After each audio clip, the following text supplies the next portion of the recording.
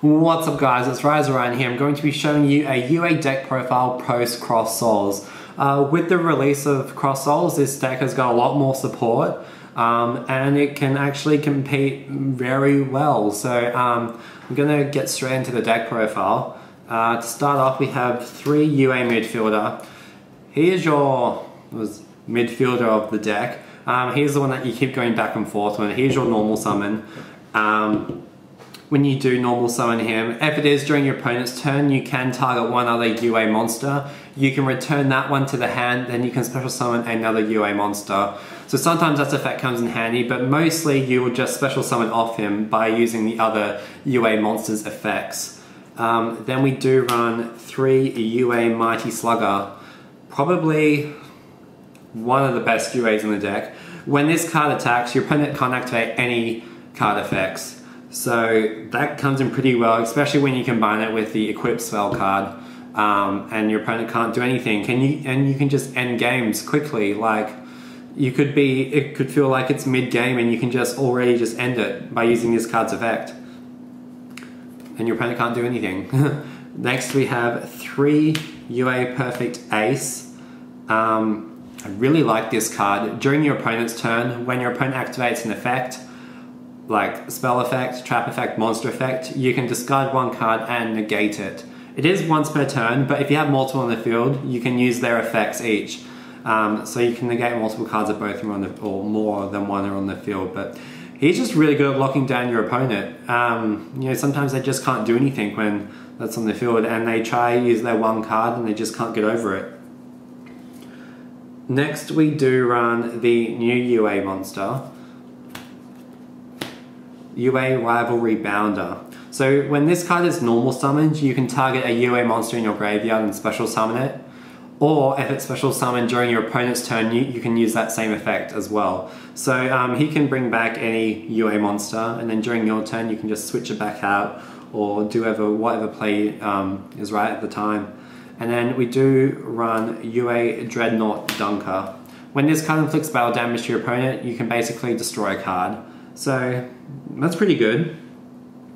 And then we do run 1 UA Goalkeeper. Basically you can target a UA monster and it can't be destroyed by battle or card effects. So that card can come pretty handy when your opponent tries to, you know, Raigeki your field or try to target one of your UA monsters. So that comes pretty handy sometimes. Like you don't really need any of the other UA monsters because you don't really go into them. These are like the main ones.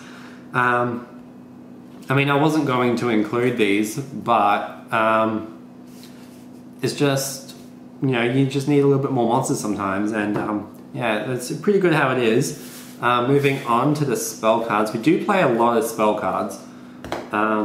Let's go, okay. So first, 3 UA Stadium, really good field spell card. Whenever you normal summon a UA monster, you can add a UA monster from your deck to your hand, so you can start searching your deck. And then when you special summon a UA monster, every UA monster gets 500 attacks. And it does stack, so if your monster is already on the field that had the previous 500 boost, it does stack onto it, so it can be pretty good sometimes. We run 3 UA Signing Deal. This card searches out any UA monster from your deck and special summons it, and then you take damage equal to the monster's level times 300? Yeah, by 300. So if you do get a midfielder that's 1200 you take, or you get you know, it's plus 300 for every level. So, you know, still good that it searches out your deck and just special summons it. It's very good. 3 UA Power Jersey. You can run 2, but I like running at 3 because I do like to see it as soon as possible. Basically, the equipped monster gains 1000 attack, and if you attack a monster, you can attack it again. So, you know, and it inflicts double battle damage when you attack a monster. So combined with Mighty Slugger, you can inflict like massive amount of damage. So it's a very good card. We do run 3 Reinforcements of the Army to search out your UA midfielder. I know it's a 3-to-3 ratio, but it is important to get your midfielder as soon as possible. So that's why we run 3. We might be able to cut it to 2, but for now, I've always liked it at 3. 3 MST, staple card in this deck. Get rid of some problem back row your opponent might have. 3 Monarch Stormforth. Just because we run a lot of high-level monsters, you can tribute your opponent's monsters off, and you can normal summon it. You can get UA midfielder's effect going off. Especially if you were to summon UA Rivalry Bounder from Monarch Stormforth, then you can special summon one from the graveyard. So it comes pretty handy sometimes.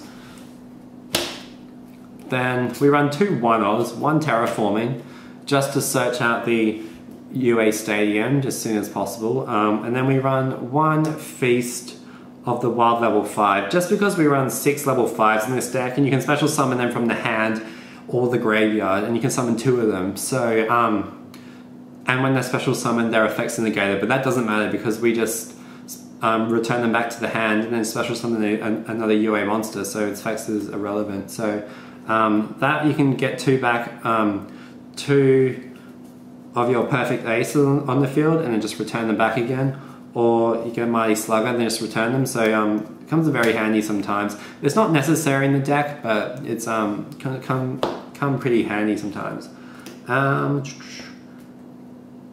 Okay, moving on. We only play 6 traps in this deck. It's a very heavy spell-based deck. But 3 UA penalty box. Basically, when your monster is in battle with your opponents, you can banish your opponent's monsters for 2 standby phases. So UA penalty box is pretty good. And so when it's in the graveyard, you can banish it to add a UA spell.